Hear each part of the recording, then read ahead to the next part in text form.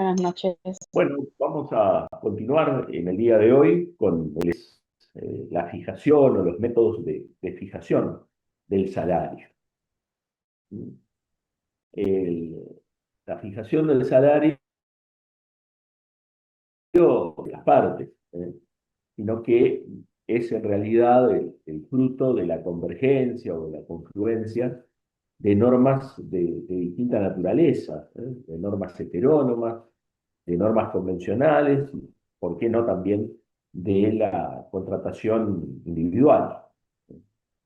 Los métodos de fijación del salario van a variar en función de, bueno, la concepción ideológica, y política, económica, que impere en un país en un momento determinado.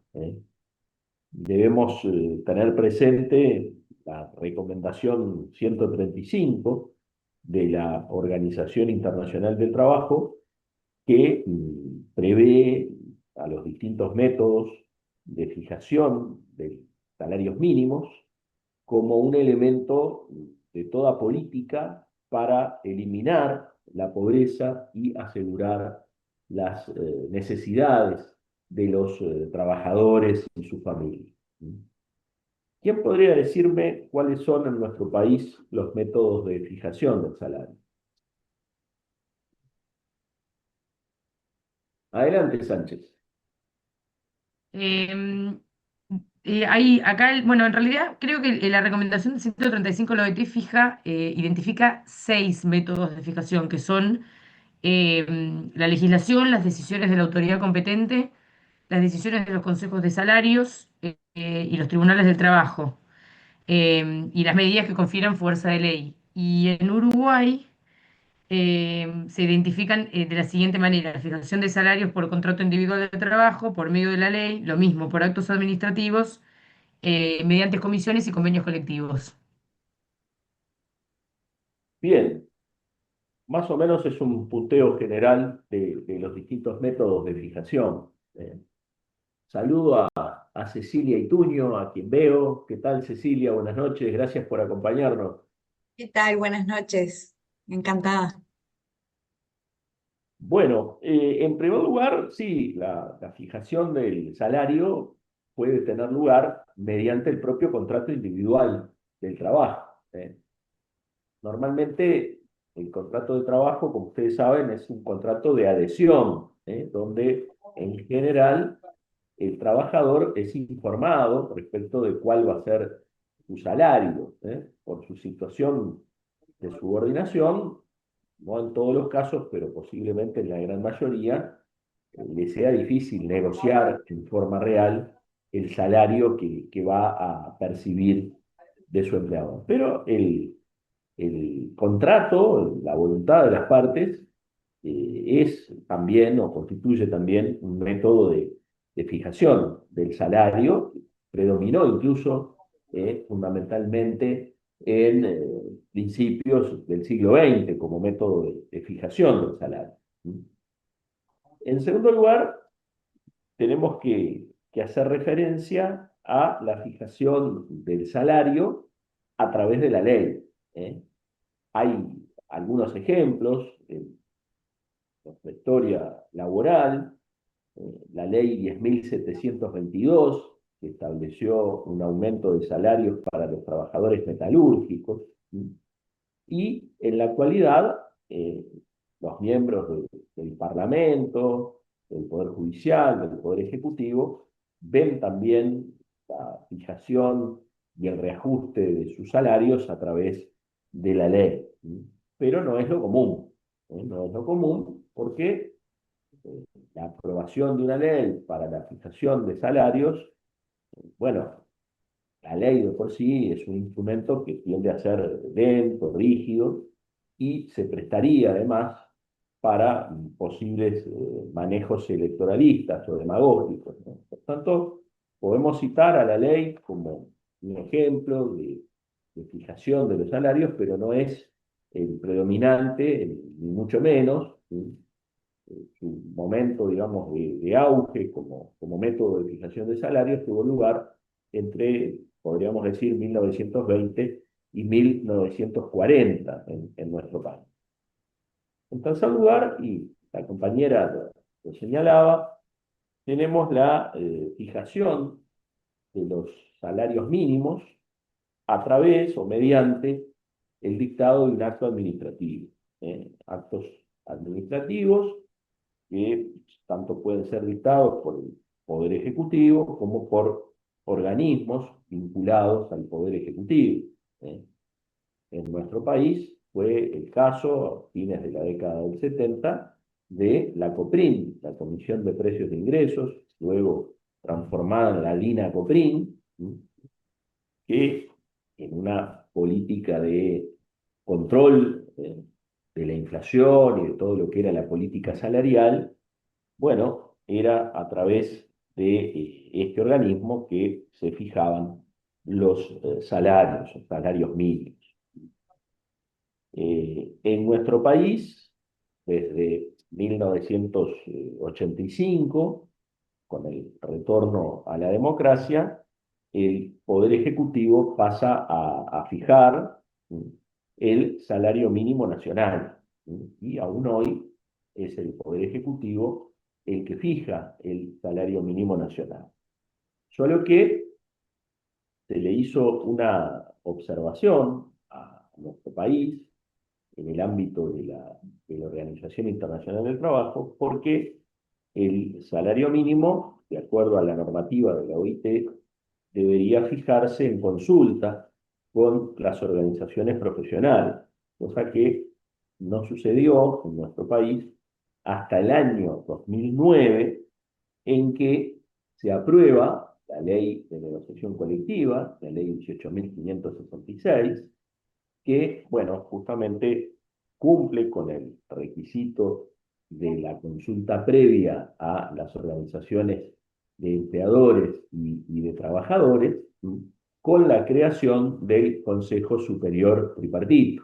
Entonces, bueno, ahí se cumple con la consulta previa. El Consejo Superior Tripartito tiene que pronunciarse previo a la fijación por el Poder Ejecutivo del salario mínimo nacional. Así que fijación a través del contrato, fijación a través de la ley, fijación a través de actos administrativos.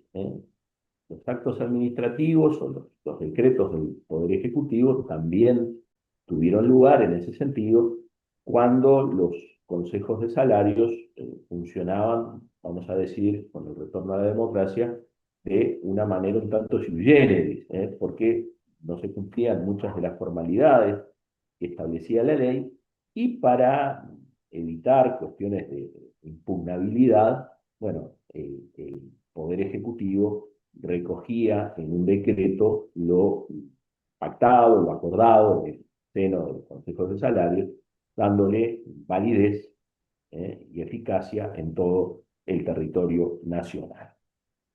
Luego tenemos, en cuarto lugar, la fijación de los salarios mínimos a través de comisiones compuestas por los distintos actores del mundo del trabajo.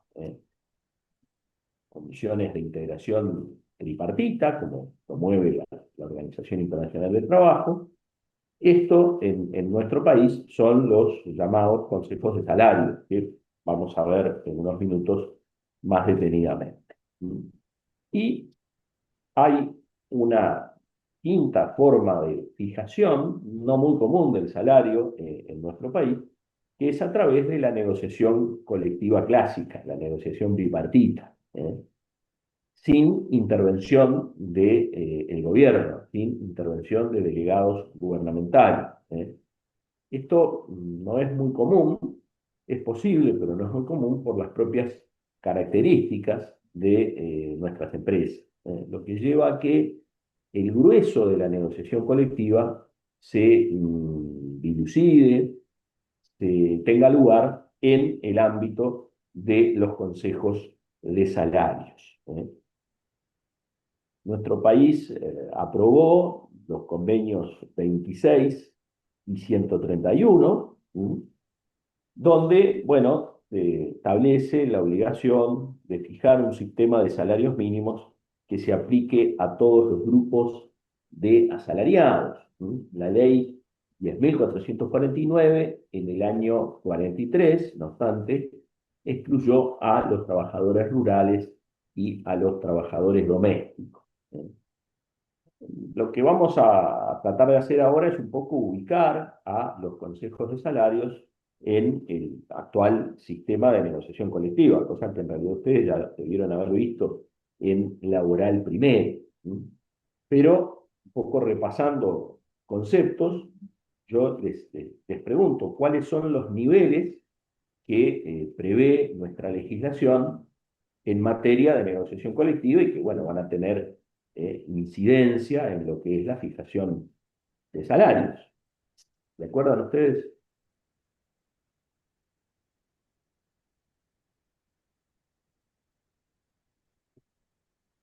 La ley 18.566 de negociación colectiva en la actividad privada. Hay otra ley, la ley 18.508, que establece un sistema de negociación colectiva en el ámbito público, pero no es a lo que nos estamos refiriendo.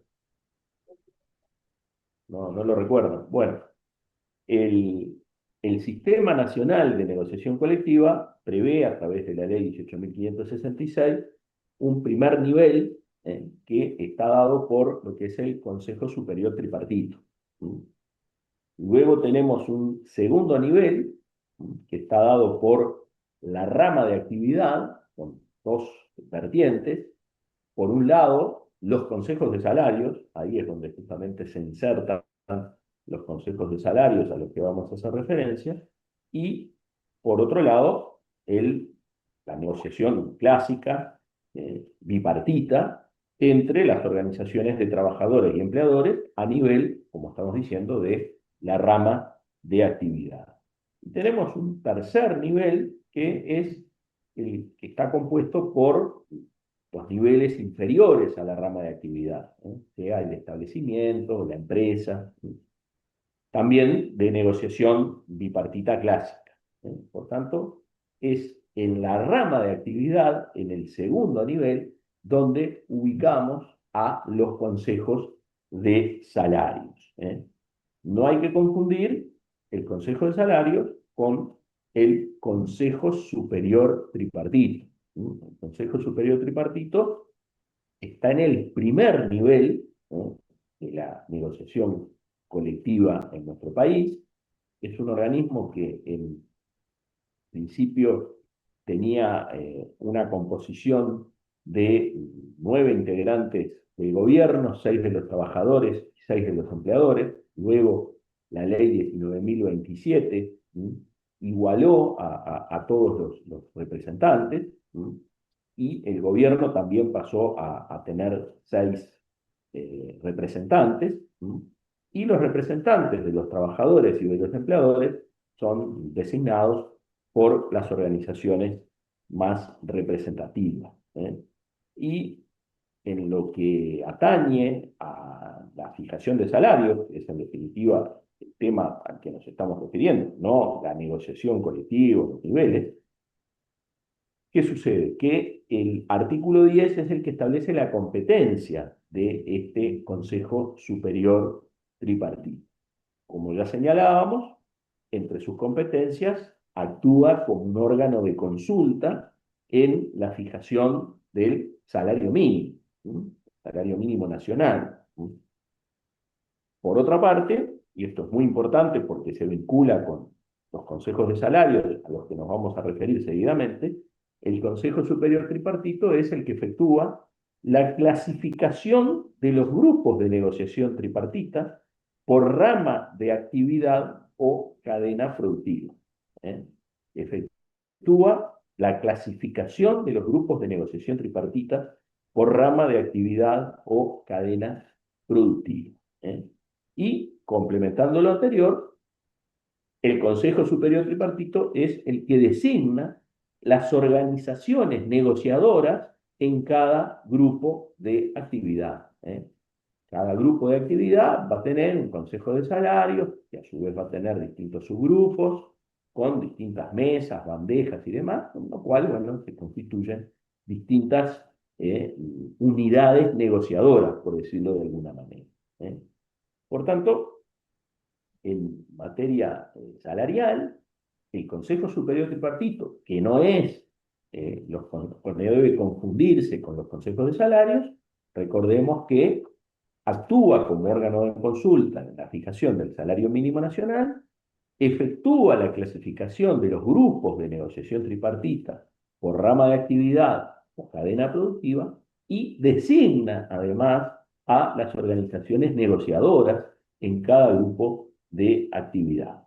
Tiene otras competencias, pero bueno, no nos vamos a referir a ellas porque no tienen que ver con la fijación de los salarios.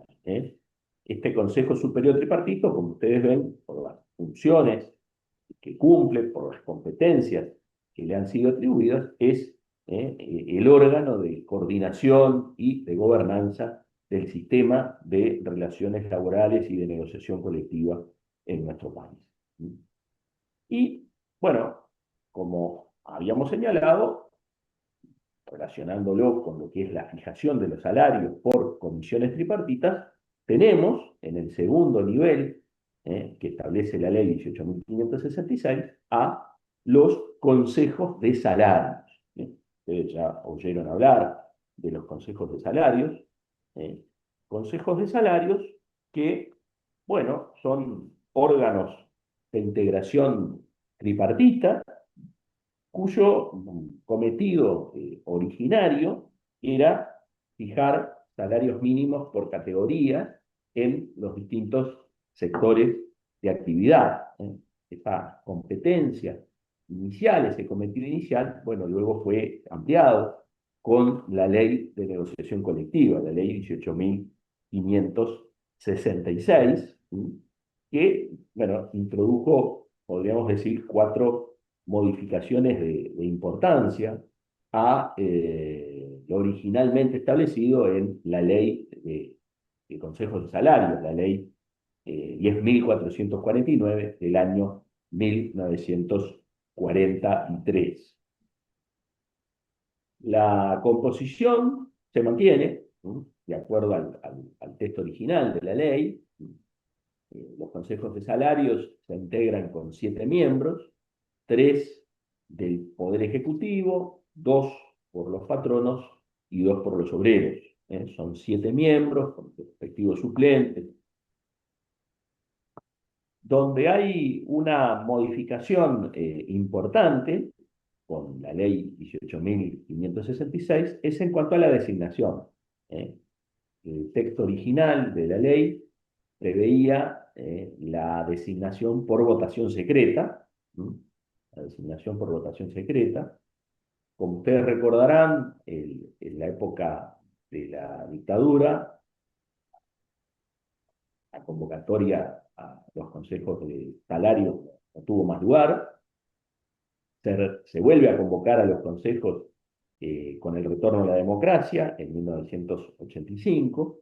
Yo les decía que los consejos de salario funcionaban de una manera un tanto sui generis, entre otras cosas porque, dado el contexto político y social del momento, no se realizaban elecciones para elegir, valga la redundancia, delegados a los consejos de salarios. Y a lo que se procedía era a designar a los representantes de las organizaciones más representativas. Se designaba a los delegados en consulta con las organizaciones más representativas. Esto, que fue una práctica que se difundió mientras se convocó a los consejos de salarios hasta la década del 90, bueno, luego se plasmó en la ley de negociación colectiva. Y por imperio legal, los delegados a los consejos de salarios se designan en consulta con las organizaciones más representativas de los distintos grupos de actividad. Por supuesto que estamos hablando de los delegados de trabajadores y empleadores. Esa es una primera gran modificación que introdujo a los consejos de salarios la ley de negociación colectiva. Otra modificación de importancia tuvo que ver con el tema de la convocatoria. La convocatoria. Originariamente, los consejos de salarios podían ser convocados por el Poder Ejecutivo. Era una facultad que tenía el Poder Ejecutivo. Eso cambia con el artículo 12 de la Ley de Negociación Colectiva, que, entre otros aspectos, modifica el artículo 5 de la Ley 10.449, y en lo que hace a la convocatoria señala que en cualquier época el Poder Ejecutivo podrá convocar los consejos de salarios de oficio o preceptivamente, ahí es donde está la modificación, si mediare solicitud de organizaciones representativas del sector de actividad correspondiente, en cuyo caso, bueno, deberá convocarlo dentro de determinado plazo. Es decir, que si hay una solicitud de una organización representativa de determinado sector de actividad, el Poder Ejecutivo tiene preceptivamente que convocar al Consejo de Salario. La propia norma establece también en este caso una excepción. Dice, no será necesaria la convocatoria de consejos de salarios en aquellas actividades o sectores en que esté vigente un convenio colectivo y hubiera sido debidamente concertado por las organizaciones de empleadores y trabajadores más representativas de la actividad o sector. Es decir, que la norma establece ese cambio, hace preceptiva la convocatoria si es solicitada por una organización representativa de determinado sector de actividad, pero al mismo tiempo establece una excepción. Si en ese sector de actividad hay un convenio colectivo concertado por las organizaciones más representativas, habrá que estar a la vigencia de ese convenio colectivo. Por tanto, bueno, acá hay también una diferencia sustancial en lo que hace a la convocatoria de los consejos de salario, que como decíamos, de acuerdo al texto originario de la ley, era facultativa del Poder Ejecutivo. Eso posibilitó que, sin derogarse la ley 10.449, durante gran parte de las últimas décadas no se convocara a los consejos de salarios sin tener que alterar la ley. Bueno, a partir del año 2009, con la ley de negociación colectiva, se vuelve a convocar a los consejos de salarios y se establece ya desde antes, desde el 2005, se vuelve a convocar, pero en la ley del año 2009 se fija la preceptividad de la convocatoria, con la excepción que apuntábamos recientemente.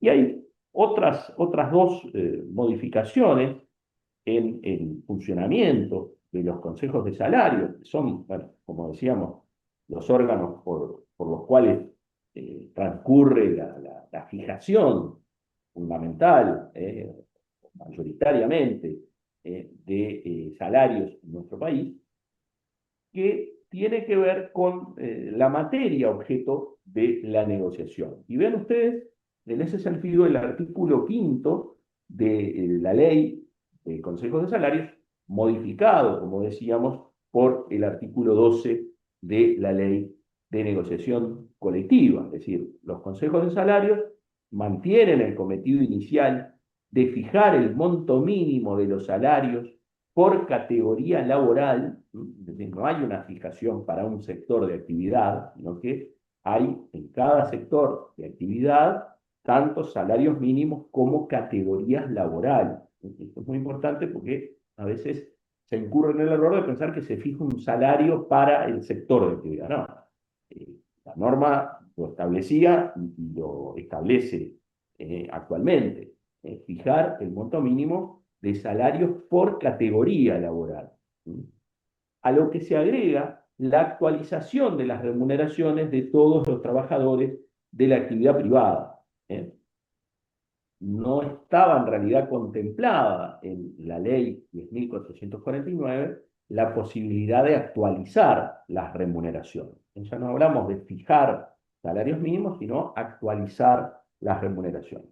La actualización, bueno, se hacía por decreto, ¿sí? Con lo pactado en el ámbito del Consejo de Salario. Pero la ley 18.566, bueno, recoge esta práctica y le da un rango legal, permite la actualización de las remuneraciones de todos los trabajadores de la actividad privada, no solo la fijación de los salarios mínimos. Y continúo con este artículo 12 de la ley 18.566, que dice que el Consejo de Salario podrá asimismo establecer condiciones de trabajo, ¿sí?, para el caso que sean acordadas por los delegados de empleadores y trabajadores del grupo salarial respectivo. Acá también hay un cambio importante, porque se agrega condiciones de trabajo que ya no son solamente, o no refieren exclusivamente al tema salarial. Es decir, que en el ámbito del Consejo de Salarios se legitima con la norma legal la fijación de condiciones de trabajo. Condiciones de trabajo que un poco se definen por la negativa. Lo que no es salario, lo que no es licencia sindical, que también es una competencia del Consejo de Salario, que estableció el artículo 4 de la ley 17.940, de protección y promoción de la libertad sindical. Bueno, se mantiene ese cometido de los consejos de salario de establecer licencias sindicales, pero se agrega el establecer condiciones de trabajo, pero con una limitación muy importante, y es que tenga el acuerdo de parte, a diferencia de lo que ocurre con la materia salarial, donde, bueno, se procede a una votación, a veces acuerdan el gobierno con los empleadores, a veces hay unanimidad, a veces el gobierno con los delegados de los trabajadores. Bueno, eso en lo que hace a salarios, pero en lo que hace a condiciones de trabajo, por ejemplo, se me ocurre una licencia por estudio, ¿no?, otro tipo de beneficios, bueno, allí no se vota, sino que se requiere el acuerdo del sector empleador y del sector trabajador. Urruti, adelante. Profe, en la negociación tripartita entre empleadores, trabajadores y gobierno, ¿se puede decir Estado o gobierno? ¿Gobierno es más Bueno, adecuado? los delegados son gubernamentales, ¿no? Están Claro. representando al Estado. Ahí me hace una distinción un poco sutil, ¿no? Ah, bien. Pero Bueno, son los delegados gubernamentales. bien, gracias. Bien. Y yo les decía que hay incluso una cuarta modificación que introdujo la ley de negociación colectiva, que tiene que ver con la eficacia de las decisiones que se adoptan en los consejos de salario, a los que la ley no lo menciona así, pero se suele hablar del laudo del consejo de salario. Bueno, la ley 18.566 establece que las decisiones de los consejos de salarios surtirán efecto en el respectivo grupo de actividad una vez que sean registradas y publicadas por parte del Poder Ejecutivo. Es decir, esto hace innecesario que lo resuelto en el Consejo de Salarios, como ocurrió en la década del 80, se recogiese en un decreto, los llamados decretos de homologación, que lo que hacían justamente, como ya señalamos, para evitar posibles impugnaciones por no cumplirse, entre otras cosas, y por ejemplo con la votación secreta, bueno, se establecía en un decreto, se recogía en un decreto lo que se había acordado en el Consejo de Salario. Bueno, esto hoy día en realidad no es necesario, porque la ley establece que lo pactado, lo acordado en el grupo de actividad, se recoge en una decisión, en un acta, que queda en un acta del Consejo de Salario, que ustedes pueden incluso consultar por internet en la página del Ministerio, se suben todas las actas de los consejos de salarios y, bueno, surten efectos una vez registradas y publicadas tales decisiones, lo cual, como decíamos, hace necesario el denominado decreto de homologación del Poder Ejecutivo, que como decíamos, bueno, tenía lugar y era necesario cuando, bueno, no se seguían estrictamente las formalidades de la ley y, bueno, el Poder Ejecutivo tiene competencias legales para poder hacer o establecer la fijación de salarios. Así que, bueno, eso es lo que quería transmitirles en cuanto a los distintos métodos de fijación de los salarios. Recordemos, la fijación a través de la negociación individual, con las dificultades que ello supone para el trabajador, la fijación por ley, proceso o un procedimiento que para fijar salarios sería lento, engorroso, en fin, podría prestarse para manejos electorales, demagógicos, como decíamos. La fijación a través de acto administrativo, cosa que ocurre, por lo menos con respecto al salario mínimo nacional, en consulta con el Consejo Superior Tripartito para cumplir así la observación de la Organización Internacional del Trabajo. La fijación a través de la negociación colectiva, bipartita, cosa que no es muy común en nuestro país. Y finalmente, bueno, los consejos de salarios, que son quienes en realidad tienen la mayor parte de la fijación de salarios mínimos en nuestro país. Así que esos son los métodos y respecto de los consejos de salarios, tener presente estas modificaciones que, bueno, seguramente ustedes vieron en Laboral Primero, pero que valía la pena repasar y referir en lo que hace a la materia salarial. No sé si hay alguna duda, algún comentario con respecto a este tema. Si no, pasaríamos... Profe, Sí, adelante. disculpe, le quería preguntar si usted podía repetir, porque usted dijo que tenía 3 niveles. El tercero de los niveles que estaba compuesto por, no pude anotar Claro, acá. en la negociación colectiva en nuestro país, como decíamos, tenemos el primer nivel, que es el Consejo Superior Tripartito, como órgano de gobernanza del sistema de negociación colectiva y de relaciones laborales en nuestro país. En un segundo nivel tenemos la rama de actividad, el sector de actividad o cadena productiva, agrega la ley 18.566, donde hay, digamos, dos posibilidades de negociación.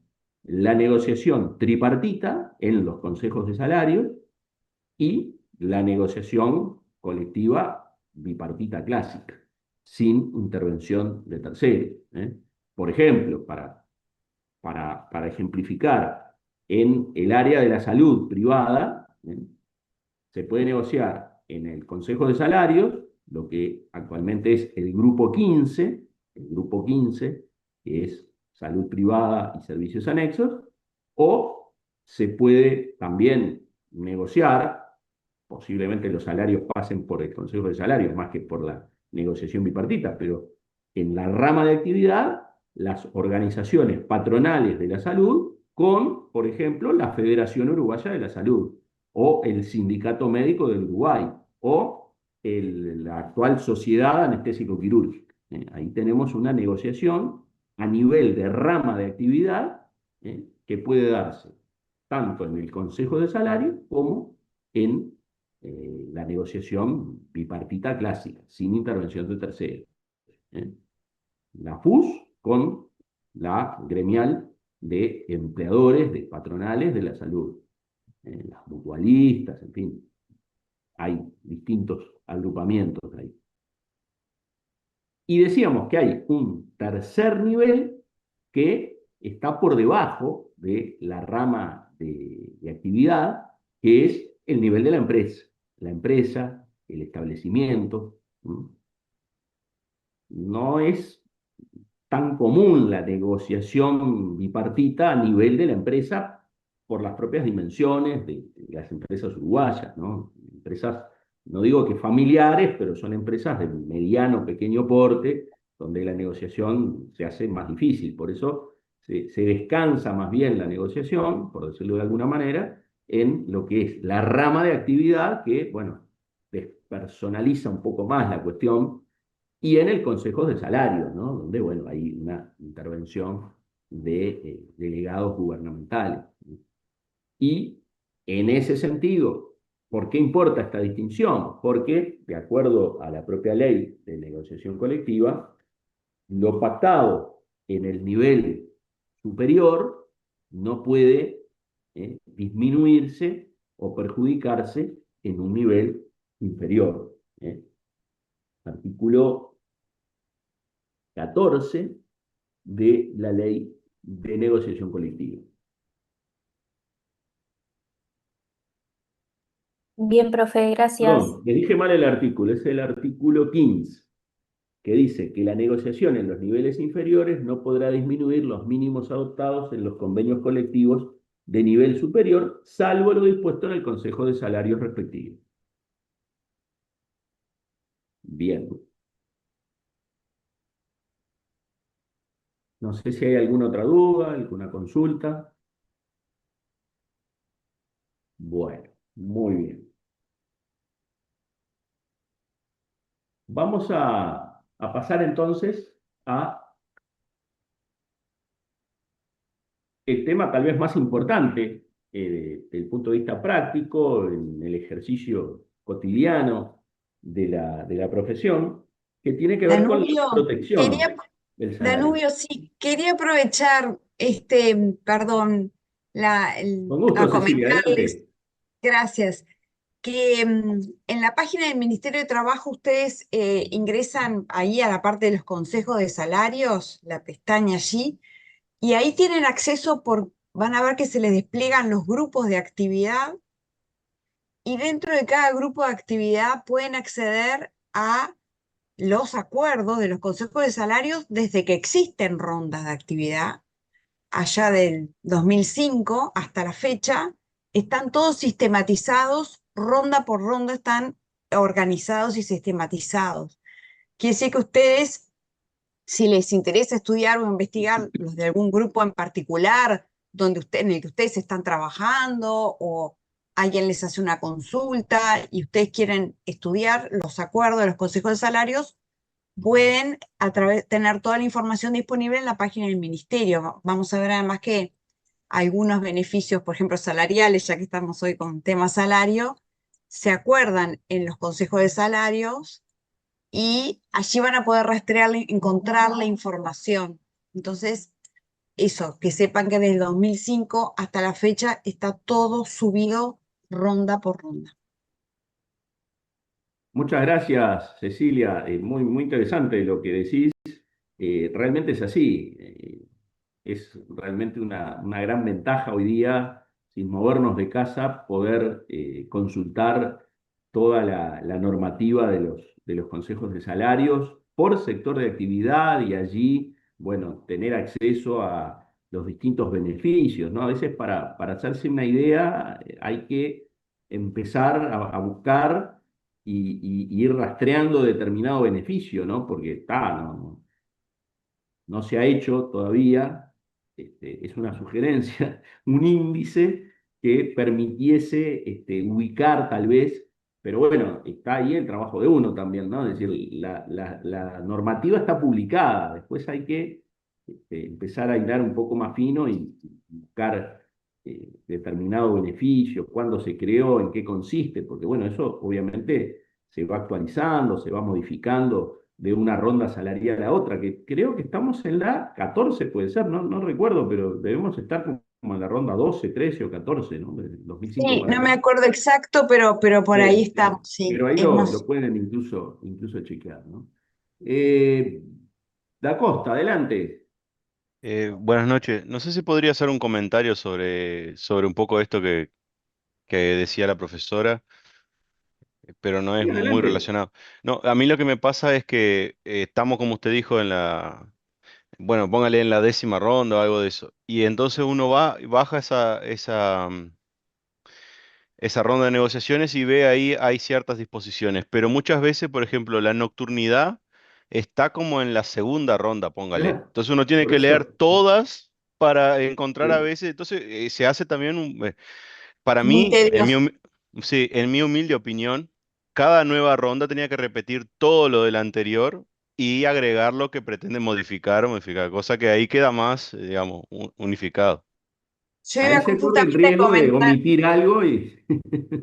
Iba a comentar eso, que por ejemplo algunos beneficios salariales, como por ejemplo las primas por presentismo, por antigüedad, bueno, algunas otras cosas como las que mencionaba el compañero recién, de repente se fijaron en las primeras rondas, en la tercera, cuarta. Entonces, cuando uno como profesional quiere leer la cláusula para efectivamente, tenemos una consulta de un cliente que nos viene a ver y quiere saber si efectivamente a él la partida por presentismo, por antigüedad, a partir de cuándo, bueno, uno tiene que entrar a buscar ronda a ronda hacia atrás, es bastante incómodo. Elevo la queja al Ministerio de Trabajo y la sugerencia. Esta cual es así. Nos ha pasado, pero es la única forma. Ahora, digo, claro, los, los propios negociadores, cuando plasman la decisión del Consejo de Salario, establecen la cláusula de que, bueno, se mantienen todos los beneficios porque se corre el riesgo de que si capaz que alguno no se enumera, podría entrar, como no se enumeró, ya no se preció más, ¿no?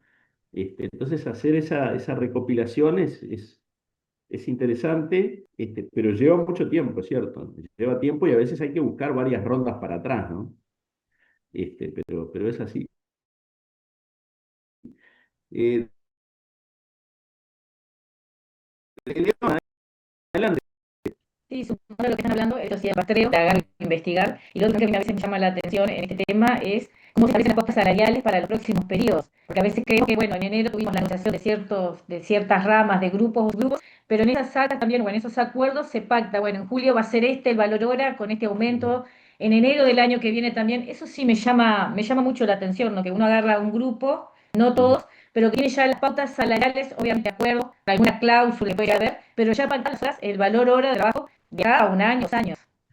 Sí, y en ocasiones lo que hay es una pauta que después el Consejo de Salario se reúne y emite un acta para que uno pueda acceder a, bueno, el valor hora en tal categoría es tal, a partir de tal momento, ¿no? Cosa que, bueno, no hay que hacer eso, porque si no sería mucho más difícil, a veces, seguir toda la historia, digamos, de la evolución que pudo haber tenido el valor hora, bueno, se reúnen y uno va a ver, bueno, cuál es el porcentaje final, ¿no? Es decir, porque hay muchas veces depende de fórmulas y de una cantidad de cosas que yo personalmente no tengo idea cómo es, ¿no? Y creo que el 90% de los abogados justamente no somos las personas idóneas para trabajar en ese tema, nos quedamos con lo que luego es el porcentaje, la hora, en fin, es muy interesante lo que planteaba. ¿Alguien más?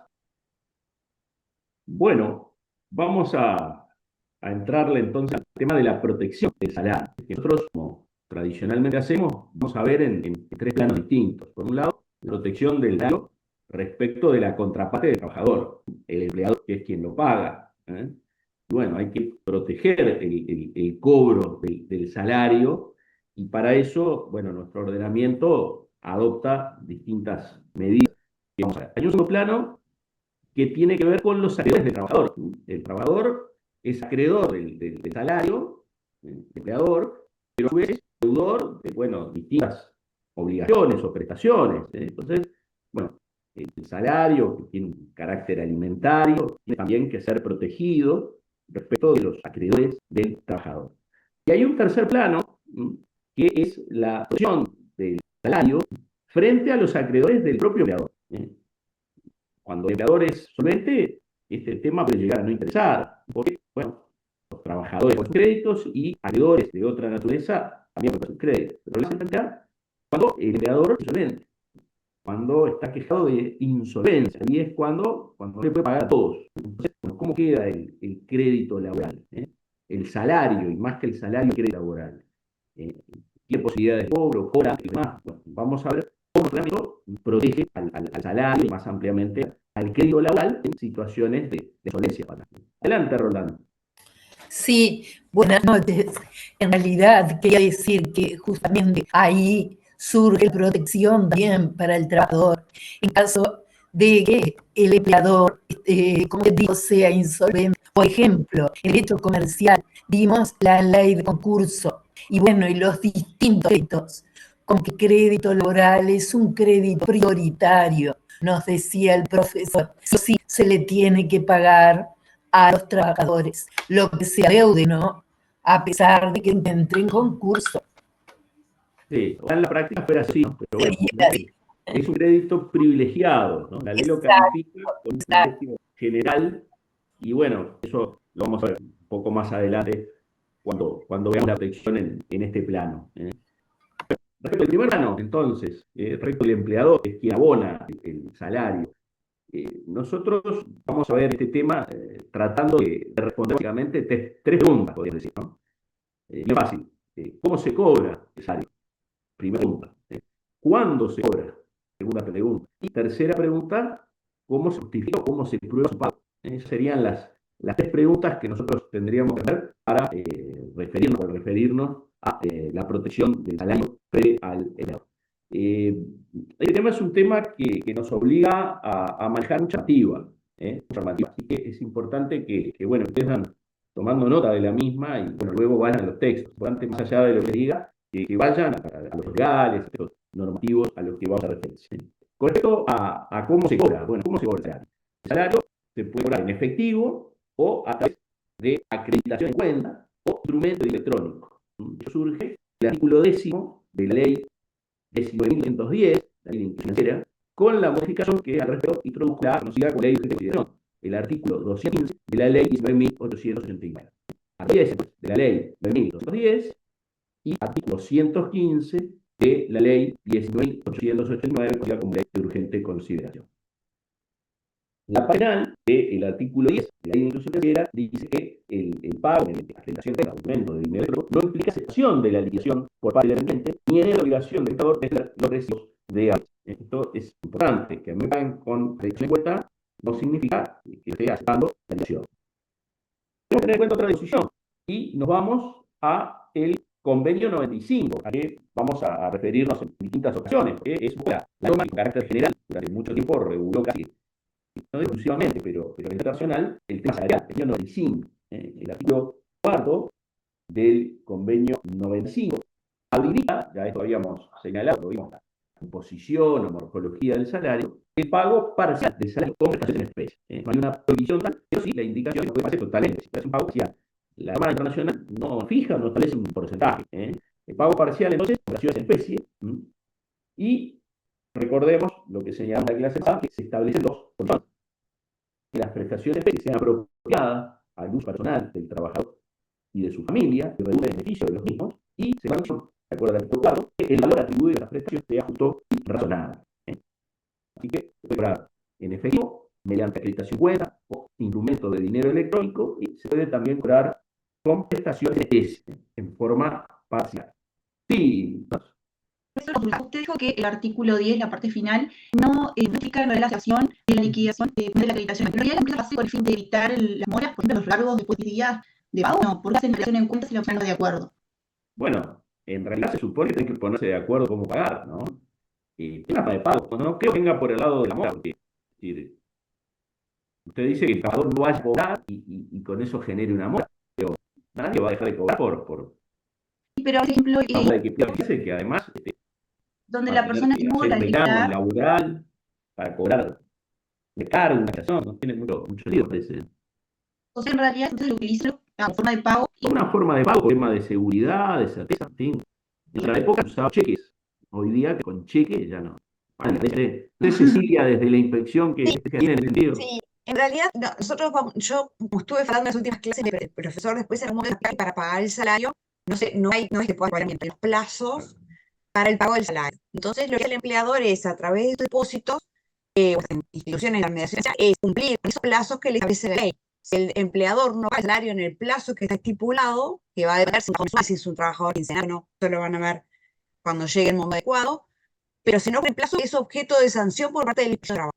¿Ah? Entonces, el empleador lo que hace es cumplir con el salario, y lo que dice la norma es que el empleador deposita ese dinero en el trabajador, no importa la aceptación del trabajador de eso que se le está abonando. Si el trabajador entiende que eso que le abonó no está correcto, que le falta una partida, porque le liquidaron mal las horas extra, porque puede pasar muchas cosas, porque el trabajador que no es correcto ese importe, lo que está diciendo la norma es que el depósito que hace el empleador en la cuenta del trabajador no importa la separación por el monto que allí se le está depositando y por lo tanto no renuncia a su derecho de reclamar, por ejemplo, si se le liquidaron mal las horas. Por poner un ejemplo.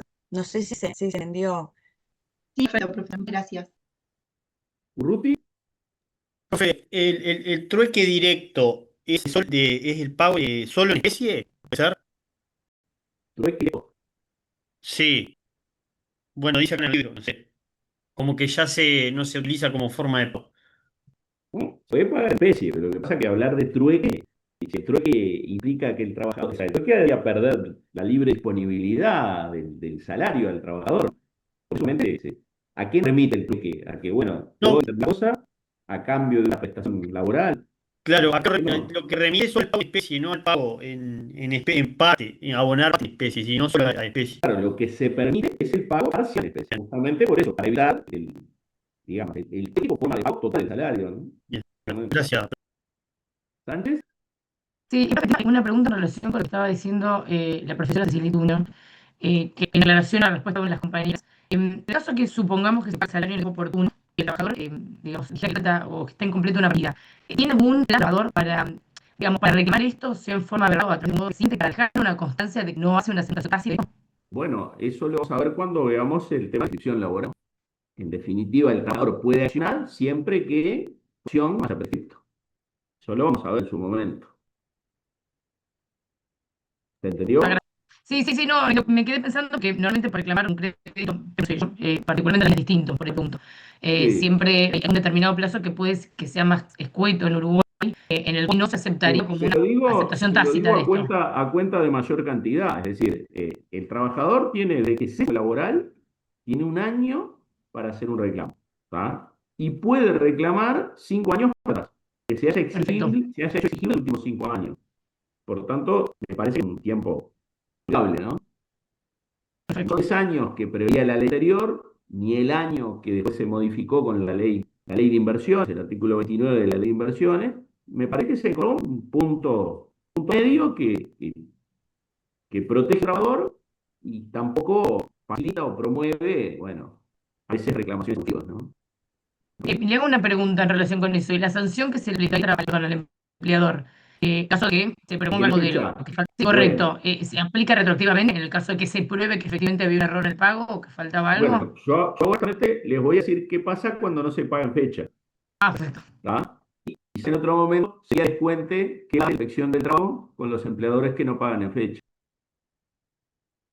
Hay todo un sistema sancionatorio que vamos a ver después del parcial.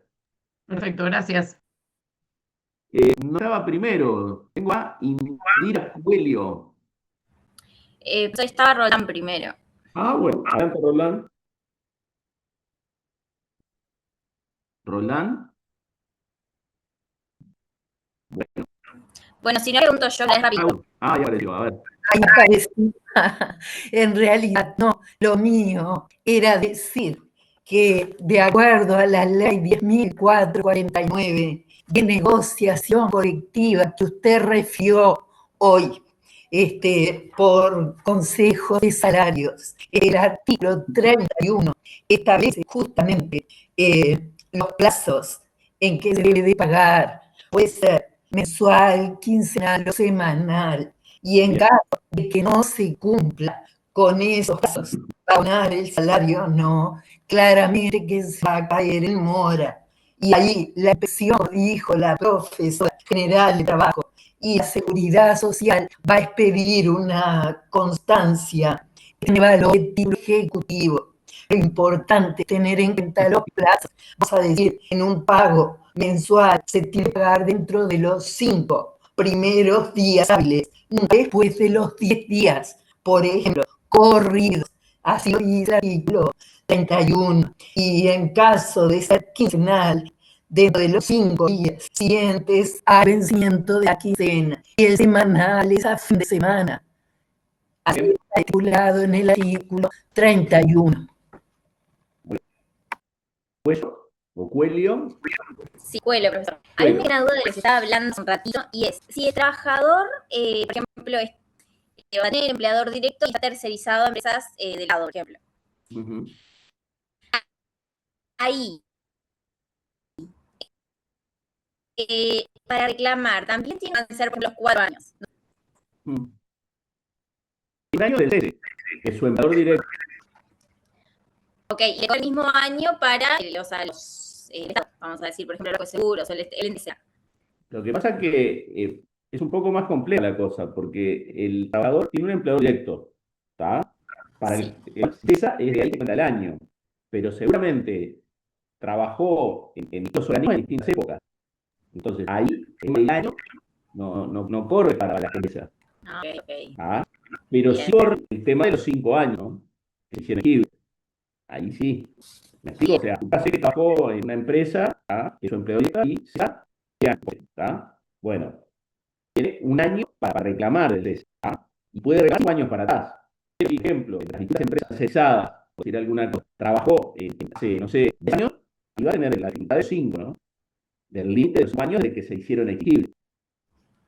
Claro, ¿No? sí. No sé cómo dice, Sí, totalmente. o sea, si estamos en el 2026, decir una cosa, no puede reclamar las horas extras o la diferencia salarial que era el 2018. O sea, es imposible porque el plazo opcional hay que ir hacia adelante y hacia atrás, ¿no? O sea, hacia adelante sí, pero hacia atrás de la exigibilidad. Pero eso no sé con qué nada porque lo vamos a ver, lo vamos a ver más adelante. Bien, gracias. ¿Alguna pregunta? Volviendo entonces a las preguntas que hemos dejado planteadas, ¿cómo se cobra? Decíamos entonces, tenemos los artículos de las leyes que mencionamos, del convenio 95, el artículo 6 del convenio que prevé la libertad del trabajador de poner salario, no se prohibir que los empleadores limiten en forma la libertad del trabajador de disponer de su salario, su materia salarial, la libre debilidad por parte del trabajador. El artículo 8 también, que vamos a ver más adelante, señala que los descuentos de salario solamente deberán permitir, de acuerdo con las condiciones, dentro de lo que es por legislación nacional, un contrato colectivo con un laudo real. Quiere decir esto, que para que me pueda efectuar un descuento del salario, ese descuento necesariamente tiene que estar previsto en una ley, en un convenio colectivo, de contrato colectivo, lo que nosotros llamamos convenio colectivo, o laudo real. Tiene que haber alguna de estas cosas en las que previsto ese descuento para que pueda efectuarse adelante. Vamos a ver más adelante sobre este octavo, el convenio número 95. Y tenemos también otra prohibición, que es la del artículo 90. Se deberá prohibir cualquier descuento de los salarios que se efectúe para garantizar un pago directo o indirecto por un pagador a su representante o intermediario, con objeto de obtener o no empleo. Ese tipo de descuento está prohibido, ¿no? Debe pedirse de acuerdo al artículo 9 del convenio 95. Esto señalado, digamos, interrogante, bueno, ¿cómo se cobra? ¿Cuándo se cobra? Lo decía la compañera Lorea Roldán. El artículo 12 del convenio 95 establece que el salario se deberá a intervalos regulares, dice, a intervalos regulares. Pero también que se efectúe un ajuste final, todos los debidos, un ajuste final de todos los debidos del convenio 95. Esto se ve con el artículo 1 de la compañera de la ley de control del salario, 1449.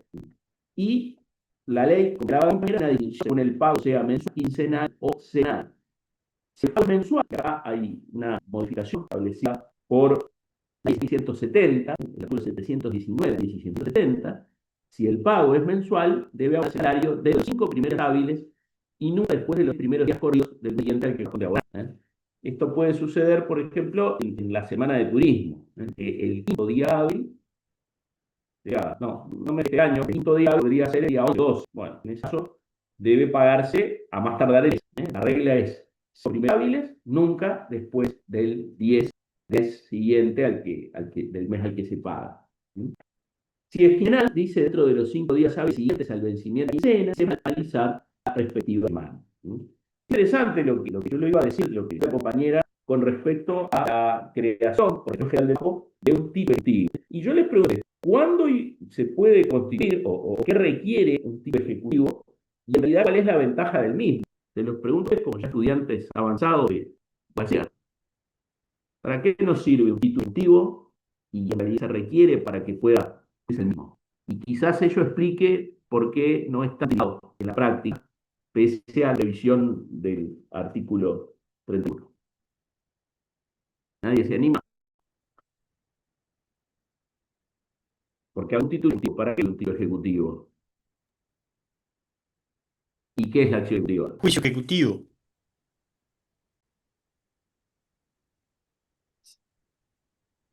Ah, muy bien, muy bien. Hay fehaciencia y ¿qué más? Si lo comparamos con una acción común, ¿qué ventaja tiene? No sé si ve las manos, profe. Sí, Rodrigo Cáceres, Andrés Rodrigo, adelante. Sí, no sé si Clara estaba antes o no, pero básicamente el título ejecutivo nos sirve justamente para proceder con un proceso ejecutivo y la particularidad que tiene, como la fehacienncia es tan grande, que es lo que Ah, caracteriza justamente el Código General de Proceso utiliza el proceso de estructura monitoria para explicar lo que es un proceso ejecutivo. Lo que hace, una vez recibida la demanda, dicta sentencia, y esa sentencia, obviamente, ahí está la naturaleza jurídica, si es una sentencia definitiva, sujeta a la interposición de excepciones, etcétera. Pero entiendo que en materia laboral hay otro mecanismo mucho, o sea, distinto. bueno, está bien y me alegro que lo hayan señalado y era lo que esperaba. Es decir, bueno, justamente el título ejecutivo permite promover una acción ejecutiva. La acción ejecutiva tiene la ventaja de ser mucho más rápida, ¿no? Que una acción común, incluso una demanda laboral, ¿eh? Y es válida, ¿por qué? Porque, bueno, justamente, como señalan los compañeros, hay una certeza en cuanto al planteo, en este caso, del actor, del reclamante, ¿no? Un título ejecutivo, una acción ejecutiva se da, por ejemplo, ¿eh? Un conforme, documento en el cual hay una cantidad líquida y exigible que a mí se me adeuda, entonces eso nos da un grado de certeza que es característica del proceso ejecutivo que el juez ya dicte la sentencia. O sea, a diferencia de un común, donde el actor pone su demanda y el demandado va a hacer el juego, va a hacer y luego va a la sentencia, acá como que se invierte el orden, ¿no? Esa es la particularidad de estructura monitoria. Yo voy a ver con el grado de certeza que tengo de que el actor de razón dictar sentencia de manera completamente trabajo sobre los bienes del deudor y bueno, obviamente el deudor tiene también la posibilidad de ser oído y su derecho de defensa a través de la excepción previa. Bueno, entonces, la ley 10.440 ya en el año 43 preveía este mecanismo más rápido para el pago, que no es utilizado con frecuencia en la práctica, porque el título ejecutivo, por definición, de líquida y exigible. Un problema en materia salarial es que bueno, el trabajador recibiese un incremento en el salario, bueno, tal vez sería más fácil, pero si percibe variables, ciertas llegas, ya establecer la cantidad líquida y exigible puede ofrecer la certeza. Entonces, bueno, un poco más el mecanismo para hacer temprano de posiblemente la materia salarial complejizada. Entonces, eso hace que no se utilice este camino. Pero la Inspección General del Trabajo puede construir un título ejecutivo y el trabajador ganar mediante una acción ejecutiva, con la ventaja de la certeza y de la seriedad, mucho más que si va a proveer el cobro de salario a través de, como vamos a ver al final del curso, el proceso laboral o el proceso de medida.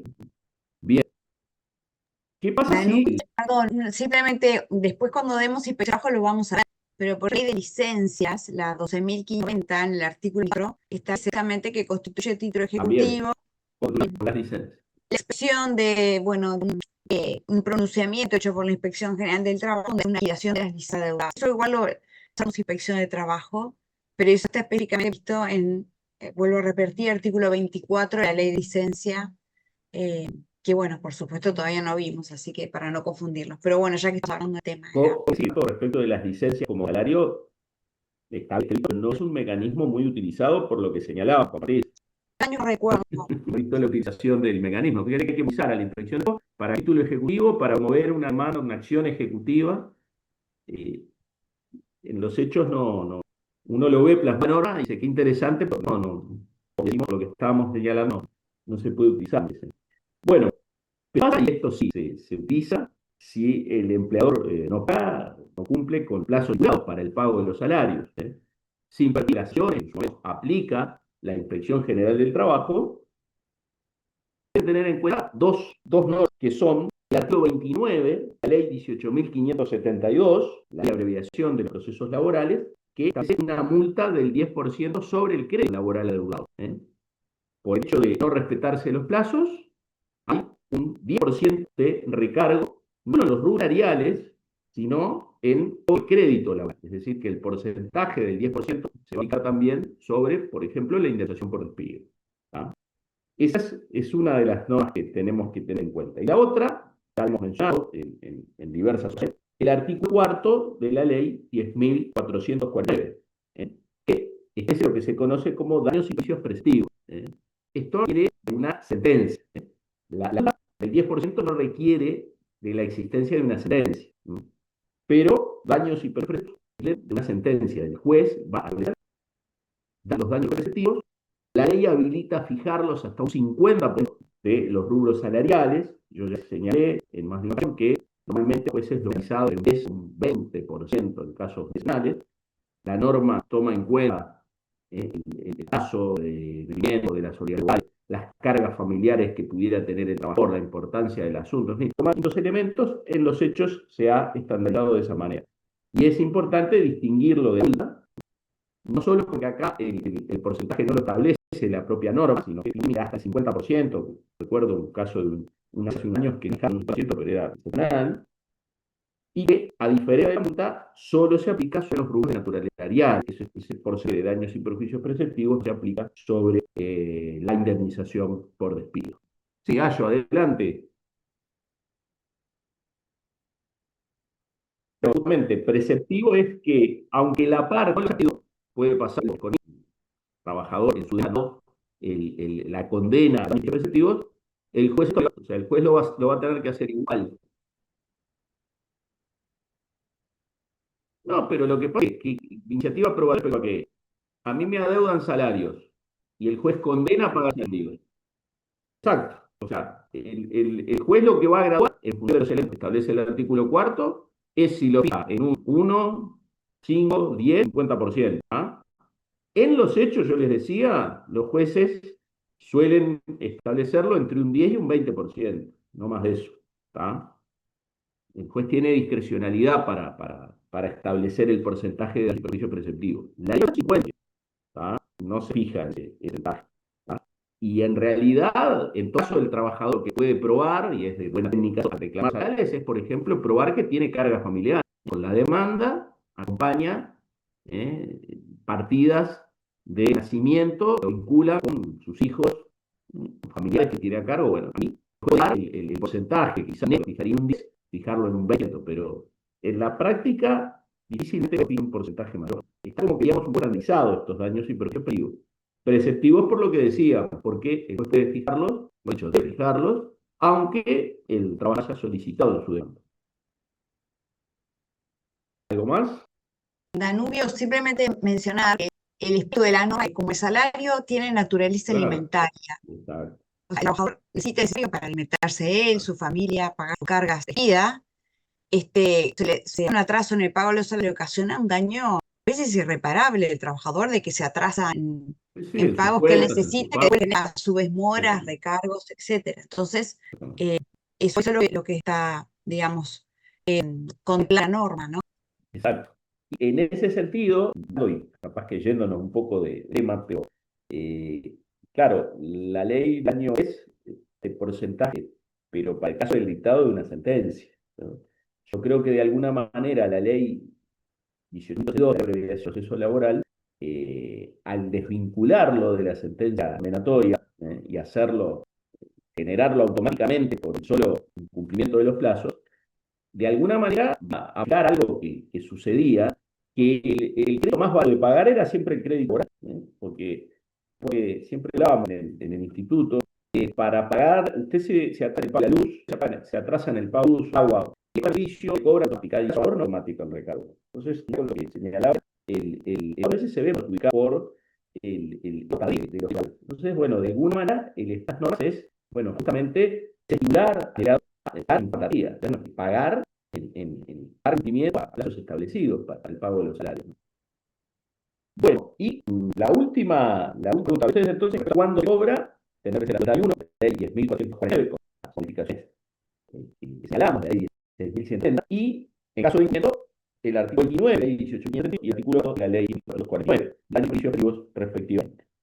Y la última, bueno, ¿cómo debe documentarse el pago de salarios? Se puede documentar, y hay que tener en cuenta el artículo 10 una ley, la 92.6.244, que establece que los trabajadores deben recibir de en cada unidad de salarios una de su situación laboral.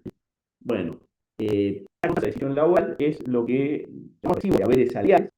Esto se complementa con el artículo 19 del decreto 278 del año 2007. La ley 16.244, que en el artículo 10º esta obligación de trabajador, la constancia de situación laboral del trabajador. Y es importante que no, en el caso de omisión de la constancia, el empleador será sancionado, en este caso no por la inspección de trabajo, que es una particularidad no, sino por previsión social, multa hasta 5 veces el importe del salario anual del respectivo trabajador, la que se da en coincidencia. Y la multa tiene otra particularidad, es que el 50% del importe de esa multa puede estar el trabajador denunciado. Bueno, es un estilo para trabajar que proporciona archivos o constancia del empleador, denunciar al empleador y beneficiarse con un 100% de importe de la. Y esto, digamos, se complementa con el artículo 19 de 278, 16, que vamos a ver antes, cuando vemos el tema de la documentación laboral. El artículo 19 decreto dice que el empleador, inclusive los del servicio público, estará a expedir y llegar a sus trabajadores el recibo de pago correspondiente de oportunidad de una organización, sea el sistema pautado. Dichos recibos subirán de constancia a los efectos establecidos en el artículo 10 de la ley 16.244. En tanto, la constancia de situación laboral debe ser entregada, si no, el empleador puede ser sancionado por una multa importante en cuanto al monto. El 30% de la multa es para el trabajador. Y el artículo 19, los remito, establece que debe tener el recibo de salarios, los datos del trabajador de la empresa. Parece importante señalar la relación detallada de todos los rubros que componen la remuneración. No se puede poner una global, sino que hay que detallar el horas extras, los pagos, cuál es lo que se está pagando, se puede encargarlo, a ver, con una obligación reglamentaria. Y también la relación de los que se pueden salario. Artículo entonces 19 destaco entonces estas menciones que debe tener el recibo de salario. Bueno, vamos a dejar entonces la clase próxima. Vamos a continuar con la protección de salario, entrando en el segundo de los planos al que hemos hecho referencia, los credores del trabajador, y vamos a ver también la protección del crédito laboral en las situaciones de insolvencia patronal. Así que después quiero que vean para hablar de saludos, gracias por acompañarnos y bueno, saludos.